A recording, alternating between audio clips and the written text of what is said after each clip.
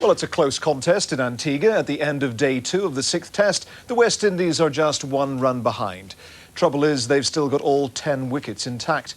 England's chances of squaring the series look remote. They were skittled out for just 127. Ram Narine took 4 wickets, Curtly Ambrose 3. To add insult to injury, Graham Thorpe was reprimanded for dissent when he was given out. Only Nasser Hussain threatened to build a decent score on what looked to be a tricky pitch.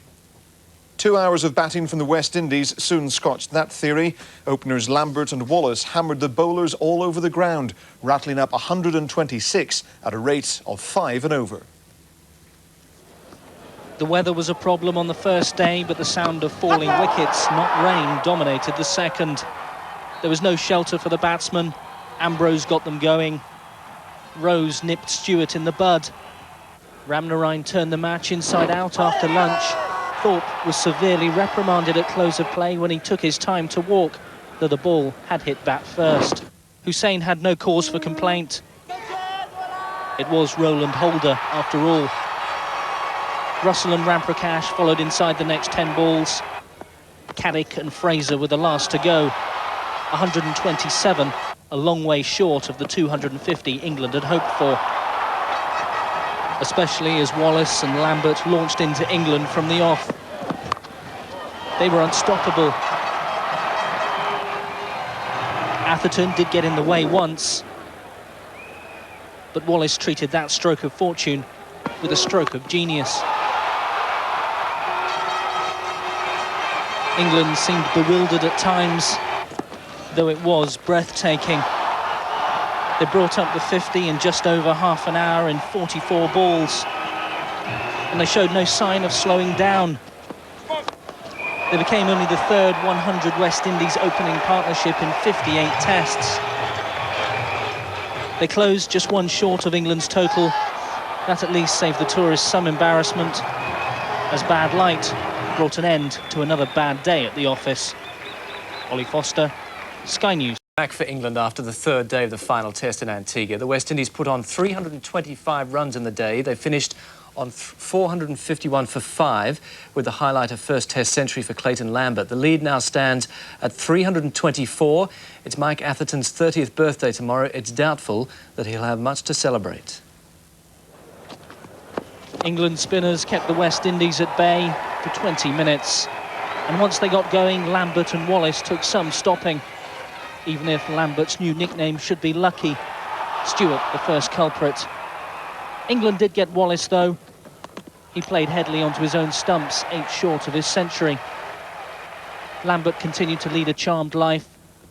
Butcher let him slip away this time. The man they really wanted, though, was Brian Lara. And back on the ground where he smashed the world record 4 years ago, with a flash of the bat, England had the most uncomfortable of flashbacks. He passed his 50 in style. One of the Barmy Army actually caught the ball as England became the spectators, though it was worth watching. It was going to take something very special to get him out. Stewart's catch was just that, but the West Indies fans kept things in perspective, just in case they got carried away. They couldn't stop Lambert making his century. His first test ton at the age of 36 was worth celebrating.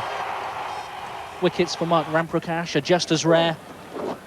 He's proved this series that he's more than just a batsman who can bowl a bit, but he's a long way behind Gus Fraser in that field, and his far more muted reaction to another wicket said it all. They were just token gestures as the West Indies trebled England's own first innings total. Carl Hooper hit them all over the ground. Caddick held on to Holder off the last ball of the day, but it couldn't disguise another dismal performance by England. Ollie Foster, Sky News. 52 tests in charge. He made the decision after England collapsed on the final day against the West Indies tonight to lose the 6th test and the series 3-1. Michael? All right, after much consideration and after discussions with the chairman of selectors, David Graveney, and we decided to step down as England captain with immediate effect. A combination of our failure to win this series and my own form, which has been well below my previous standards, has led me to believe it's time for somebody else to do the job. I remain with the squad for the forthcoming one-day internationals and intend to fight for my place as a batsman. I've been captain of the side for the past 4.5 years. I've given the job my full commitment. It's been an intensely challenging and always enjoyable period, and I'd like to thank all the selectors and the coaches, and most importantly the players, for their contributions and efforts since I took over in 1993. I'm obviously keen to remain part of the international setup as a player, and I remain fully committed to the England team. Mike, has this been an agonising decision to reach? Not really. I reached it having spoken with David Graveney this morning. Once it was clear that we couldn't win the series, it was clear to me that it was time to stand aside. So saving the match today wouldn't have made any difference? No, the decision was made this morning. Obviously, I would have preferred to have left on a brighter note, but it wasn't to be. So a disappointing last day as captain for Mike Atherton. England were heading for a draw at one stage. Nasser Hussain and Graham Thorpe added 168 for the fourth wicket before Hussain was run out for 106 after a mix-up between the two.